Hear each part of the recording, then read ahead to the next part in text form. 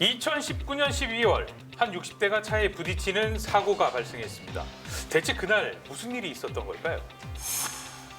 사고 당시 영상입니다. 아파트 단지를 걸어가던 입주민. 주차된 차가 갑자기 출발하더니 그대로 피해자를 들이받습니다. 이 사고로 피해자는 큰 부상을 입었다는데요. 1년이 지난 지금은 어떨까요? 말도 못해요. 저녁에 잘라 그러면 진통제를 안 먹으면 잠을 못 잘 정도예요. 당시 전치 6주의 진단, 7개월간 입원 통원 치료를 받았답니다. 그런데 이 사건의 가해자는 사고 당일 처음 운전대를 잡았다고요.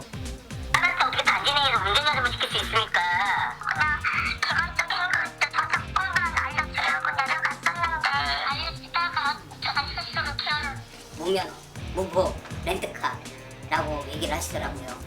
무면허 운전이라뇨. 이러면 되겠습니까? 그렇다면 여기서 궁금한 게 하나 있죠. 무면허로 운전을 해서 상해를 입힌 경우 어떤 처벌을 받게 될까요?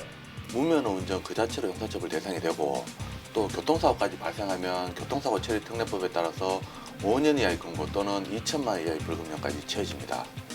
그런데 말입니다. 무면허로 사람에게 상해를 입힌 이번 사건의 가해자. 1심 판결에서 교통사고 처리 특례법 위반 혐의로 노역 없이 수감되는 금고 4개월을 선고받았습니다. 자, 여기 보시죠. 교통사고 처리 특례법에 규정된 12개 중과실 사고에 따르면 분명 무면허도 12개 과실에 해당이 됩니다. 그런데 고작 금고 4개월이라뇨. 어떻게 된 일일까요? 이 무면허 운전이 배제되고 단순한 교통사고로 판단하고 기본 유형 중에서도 경미하게 판단한 것으로 보입니다. 이거 참 황당합니다. 아니, 분명 면허 없이 운전을 했는데 무면허 혐의를 받지 않았다는 거죠. 이게 술은 마셨지만 음주운전을 하지 않았다. 이거랑 뭐가 다를까요? 대체 왜 운전자는 무면허 혐의를 받지 않았을까요? 이 사람 단지 내라서 처벌할 수 있는 조항이 없다고 얘기를 하더라고요.